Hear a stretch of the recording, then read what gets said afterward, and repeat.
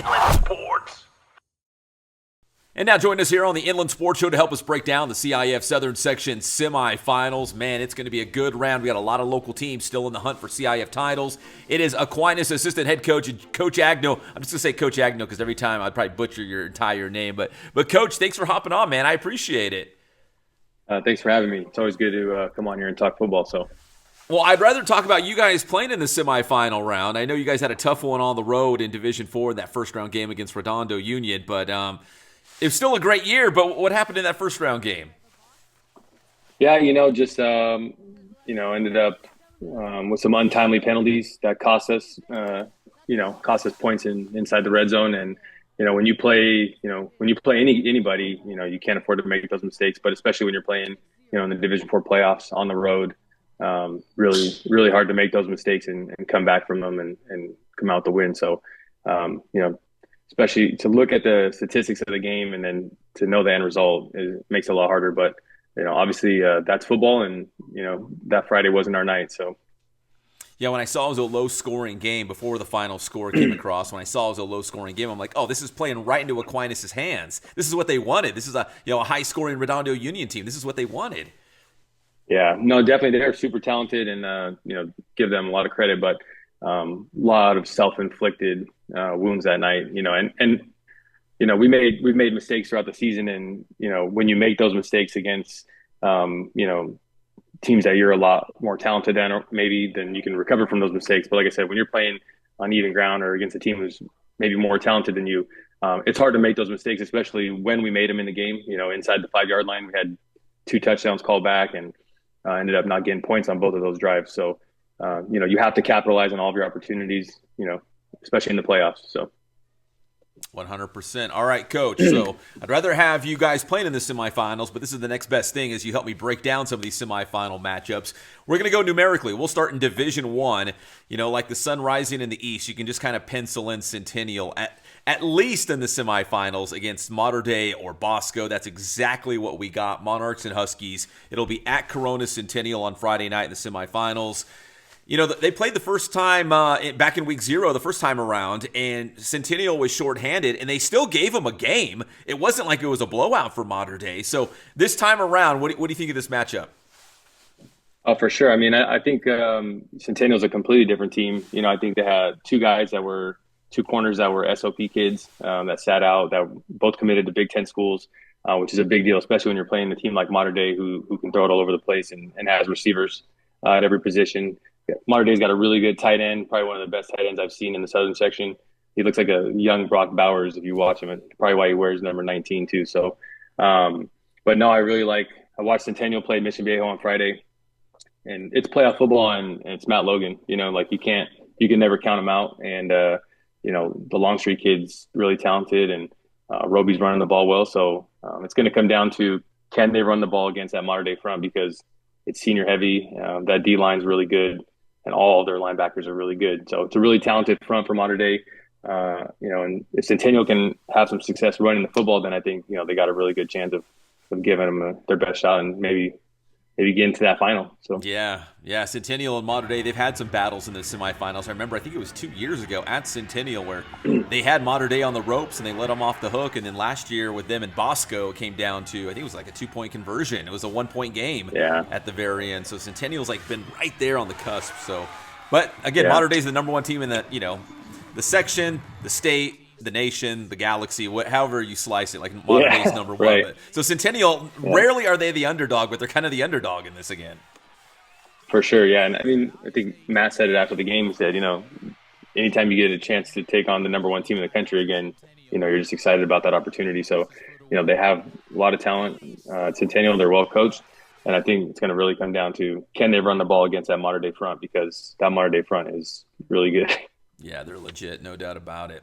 All right, so that's Division I. In Division II, we've got Murrieta Valley taking on Oaks Christian. Of course, the Nighthawks, they have their stud quarterback, Bear Bachmeyer, back in the mix. He missed most of the regular season, but now he's back.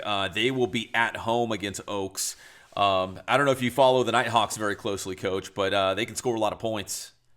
Yeah, for sure. I follow them a little bit here and there. I obviously follow their scores, and I haven't really watched any of their games, but kind of watched some of their highlights, before we got on today. And Getting Bear back is a huge deal. That kid's a legitimate dual threat, and now having him back in the backfield with Dorian is going to be a big deal for those guys if they can keep Oaks off balance. It looked like, from what I saw from the Oaks and the Oaks Christian game and Oak Hills game, it looked like Oak Hills was having a really good successful time running the football, and so if Marietta Valley can kind of bleed the clock a little bit on these guys and keep Oaks off the field. Oaks has a ton of athletes. So they can kind of control the line of scrimmage and do those things and run the ball well, then they got a really good chance, especially, like I said, having Bear back. I mean, that kid is a legitimate dual threat quarterback. So Yeah, 100%. And he wears number 47, which is awesome. Like, yeah, that's so great. I know. So great. Like, no ego, like nothing, like no prima donna to him. Like, he's just number 47. They're physical. They play good defense. And like you said, they can score a ton of points. So, and they're battle tested. So this isn't anything new for them. Yeah, they only lost to Centennial 28-9. That was kind of a weird game when they played in Big West Upper Play. So Marietta Valley, the number 1 seed in Division 2, home for Oaks Christian. In Division 3, another Marietta school, Vista Marietta taking on Edison. We saw the Broncos last week go to Cajon and toss the shutout 21-zip. In fact, I ran into Evan Powell, the quarterback for Cajon. I ran into his dad last night. And he's like, man, no doubt, don't take anything away against Vista Marietta. That is a really good football team. But Cajon did not play their best game. A lot of, like maybe like kind of the same scenario with you guys against Redondo Union, like having miscues in the red zone or in the, these meaningful plays, and you just can't do those things. But Vista Marietta is really good. They got a home game against Edison. How do you see this in Division 3? Man, I think, it's coming off a big win for Vista Marietta, especially against a really talented Cajon team, probably the most talented team from top to bottom, at least offensively, that they've had since Jaden was there. And to shut that team out is really impressive. And I saw some clips, it looked like there was some miscues and stuff like that, but really impressive, night for them on defense. Edison's really good. Edison's always going to be physical. They're going to be fundamental. They're going to run the football. They just have a lot, they got a lot of tradition. Coach Thomas is over there calling the defense. He used to be at Servite and Crespi and back at Servite for a little bit. So they have a really, like I said, really good tradition, and they lean the play. They're built for the playoffs. Their program is, they play defense and run the ball. So, but just checking out Vista Marietta, I mean, Bryson Beaver's got 3,000 passing yards, which is crazy. But the playoffs are going to come down to running the football, and they're going to need to run the football against Edison, in order to win the game. Edison was able to shut out Bonita, who's a really talented team, and that was another impressive win. So both teams are coming off impressive shutout wins, and so maybe it'll be like a 6-3 game. Who knows? I don't mind those games. I like defense. No. Yeah, I mind playing in them. They're stressful, but they're fun to watch for sure. All right, so Vista Marietta in Division 3. In Division 5, I know this one hits close to home for you guys. The Summit Skyhawks will be hosting Lucerna at A.B. Miller in the semifinals. And Coach Matheny, obviously a former Aquinas coach. He's he was at Fontana, and now he's got the Skyhawks 1 win away from the D5 finals. Coach, you guys were D5 last year. There's some really good football teams in Division 5. Man, there is, and first, man, I'm really excited for Nick and Coach McCarthy and Coach Mercado, and those are and Rick Anhauser, who's an alumni here. Those are my guys, and really excited. We're gonna be there Friday night supporting them down on the field. So I'm excited to be there and watch that in person. But Lucerna comes in, reigning Division 4 champion. Well-coached team again, where they run the wing tee a little bit. They do some other stuff. I know they played a couple different quarterbacks this season, but coming off of a freaking Division 4 championship, they're going to be, it's a talented team. They're battle tested. They played some really tough games in the preseason. I mean, they played Edison really tough early on in the preseason. So that shows, obviously, they're playing with the Division 3 semifinalists, and like I said, they're well coached, but Summit's got it rolling right now. And, they've found something in their run game, and, they're so physical and big up front, and they shut down a really good Huntington Beach offense who's got, they have Brady Edmonds, a quarterback he's a sophomore, but he's really talented, like 6'7" kid. And they were able to kind of mitigate him a little bit. And, George Toya, he's a problem for anybody. I don't know if you've seen him in person, but, he's going to be a problem on the defensive line. And then they've been giving him the ball a little bit, and, doesn't look like he's very fun to tackle. I'll tell you that. So Marietta Mesa in Division 6, they have reached the semifinals. They're going to be on the road taking on St. Francis. And I know you're familiar with St. Francis. What do you think of that matchup in Division 6? I think both teams, I was looking at their max spreads, and both teams have played really tough preseason schedule. St. Francis is in a really competitive league. And then I looked at, Murrieta Mason played Murrieta Valley, Beaumont, and Vista Murrieta, three really good teams. And, they didn't win any of those games, but they're competitive in them. And obviously, they're battle tested. And looks like, they got a running back, Celestine. They're probably going to lean on him. And, and quarterback Trey Gamble, he's got like over 1,000 yards passing. So, anytime you have 1,000-yard passer and, a guy who's run for 1,300 yards, you're in good shape. So, all right, Coach, St. in Francis is Division well 7, coached. let me go to Division 7 real quick. UKIPA, we've covered the Thunderbirds pretty closely. And, as an at-large team out of the CBL, they're the only CBL team still playing right now. They had a dramatic win against Peninsula in the quarterfinals, a Peninsula team that had just beaten Citrus Valley, and then UKIPA turns around and beats them. So the Thunderbirds, even though it's Division 7, they're making a great run right now to that championship game. Yeah, for sure. They, I was shocked. When I checked Max Preps, it said they had lost 7-3, and my buddy hit me up and he's like, "No, dude, I was at the game. Like they won 10-7." And I'm like, "Oh wow!" And we watched Peninsula, play on film, and they're in Redondo Union's league, so got a good look at them, and they're really talented. So that's a big time win for UKIPA and Coach Price over there. So fired up for those guys. Logan Barber's a beast, running the ball, and their quarterback's 1,000 yards rushing, almost 1,000 yards passing. So really excited for them. They're in for a battle though. This Warren team is really good, super talented. They have athletes all over the place, and I think they had a tough preseason, which kind of dropped them into Division 7. I think I want to say they were in D3 last year, right? Like they played Oak Hills last year in D3. So, they got their hands full for sure on Friday. But what a great freaking run they're making. Yeah, and to be the only CBL team, still in the hunt right now, it's pretty cool. Yeah, and I saw that Peninsula score like you did. I saw it was 7-3 on Max Preps, and we were creating graphics with the scores. And the guy who's doing it, he's like, "Are you sure UKIPA won?" I'm like, "Dude, I was streaming the game live. I saw them score, and then I saw them block the field goal at the end by Peninsula. I'm like, I saw it was 10-7, so." Crazy. I think a lot of people were confused, but that was a big win for UKIPA. And now they got another home game, so home in the semifinals. Right. So that's good for them. That's Division 7. In Division 9, we're keeping tabs on Great Oak out of Temecula. They will take on Wilson from Long Beach in Division 9. And Coach, we talked about Centennial, we talked Murrieta Valley, Vista Murrieta, Murrieta Mesa. Now you throw in Great Oak, that Big West Conference. We know it's no joke. There's so many good football teams, and Great Oak's another one of these schools that are in the semifinals. Yeah, it's crazy how many of these schools are still playing, and it's a testament to the competition in that league, getting these guys ready to play, in the playoffs. And again, another team, Chaparral. They played Chaparral, Vista Murrieta, Norte Vista, Murrieta Mesa. Like those are all really good football teams. You're talking about they played two other semifinalists ahead of them, which is a big deal. So it looked like just from their stats, they have a really balanced attack. They've thrown for like 1,600 yards and they're 2,000 on the ground. So, Long Beach Wilson plays in a competitive league in the Moore League.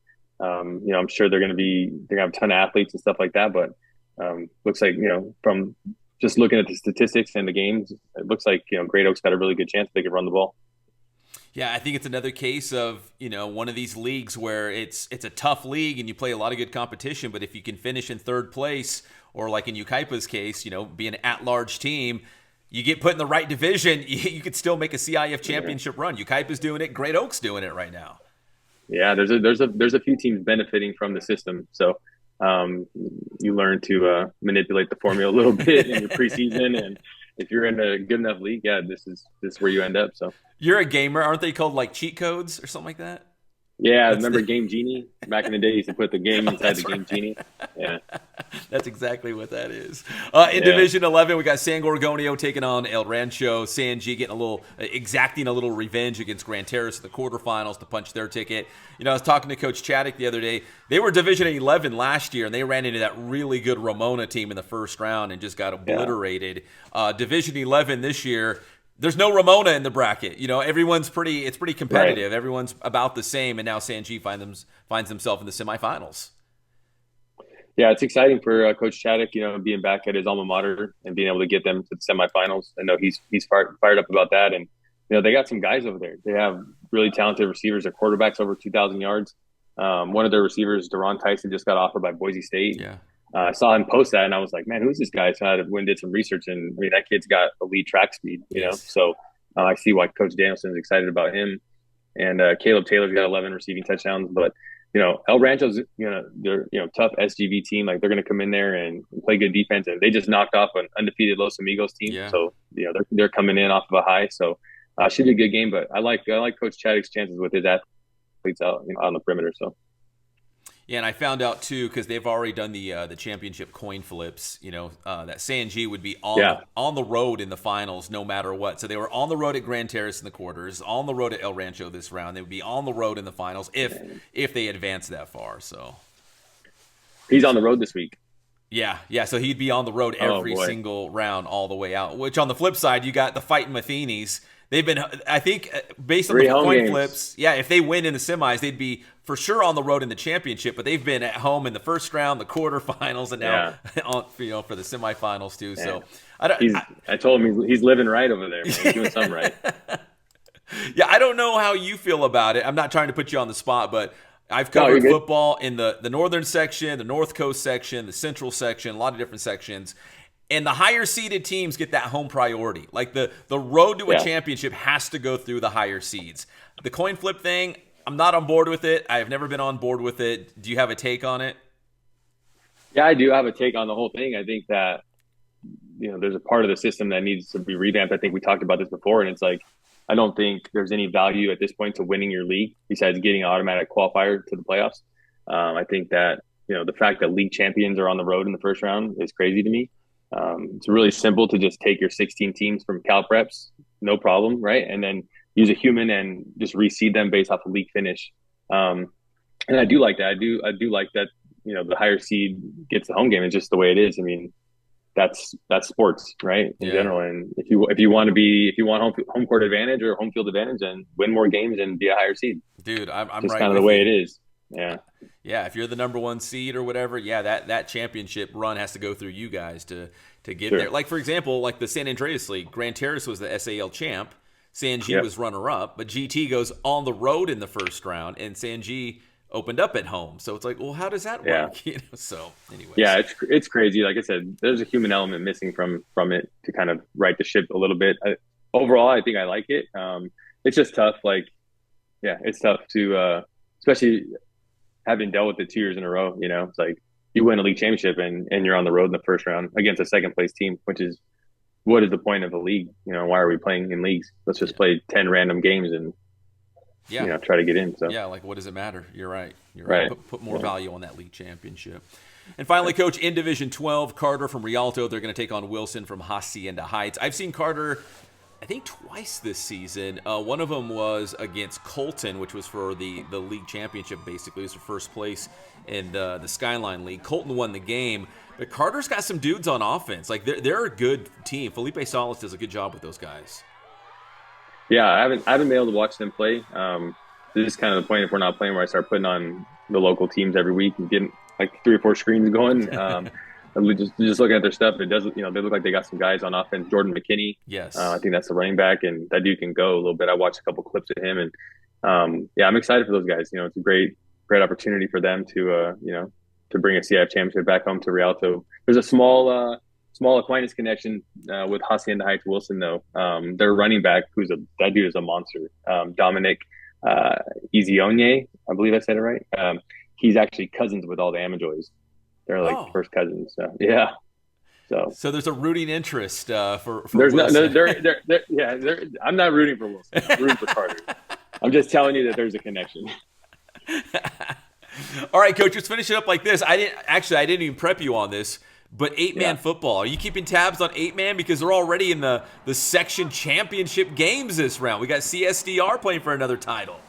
I haven't, but I follow those guys a little bit, and man, I mean, just for those guys to continue to do it year in and year out, it says a lot about their program, and it's really impressive. Like no matter what level you're playing at, to be able to sustain success for that long, that's a big deal. So it's exciting for those guys in their school.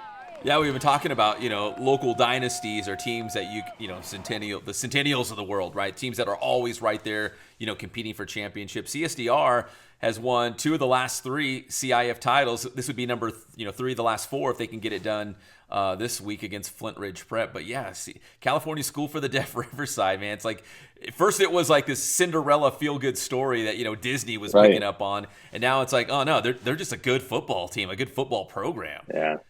Yeah, it's just like death and taxes now. Yeah, death, taxes, and the Cubs in the finals. So, right. Well, Coach, man, listen, I appreciate the time. Thanks for helping me break down the semifinals. I wish you guys were playing this week, but this was the next best thing, man. Talking some football with you. Yeah, me too. I appreciate you having me on. I always love to talk football with you. All right, maybe we can do it again in the finals. I think probably maybe if half these teams went, we'd have about 4 or 5 schools from the area playing for CIF championships, and that's about right. I mean, one year I think San Jacinto was like the only team one year playing for a finals, and then another year we had like 7 schools. So like you can never predict, but on average we've got like usually 4 or 5 schools from the area that are playing for finals. That's exciting, man. We play good football here in Inland Empire, so it's exciting for everybody else to see it too. Speaking of, can I ask you about San Jacinto? Yeah, sure. Can I ask you about the Jack? You guys got the Tigers on the schedule next season. How did that come about, and what a great non-league game for you guys? Yeah, we had 2 openings originally. Now we ended up with 3 openings, and so soon we posted. Actually, Coach Galliano sent me a message on Twitter, and I let him know we originally preferred to have a week 5 bye week next season, just to kind of split the season up instead of a week 3. So originally we were going to try and do that, and we posted it, and then he responded to the tweet, and then Coach Bruzy talked to him, and we're gonna play down there at San Jack on week 5 next year. So that's awesome, man. What a great game to get you ready for league play, I guess. Like I know you like that bye in week 5, but what a great way to kind of get the juices flowing for another league title run. Yeah, definitely. So we opened up with Damien, and then we have two openings that we got to fill. We have weeks 1, 2, and 3 open.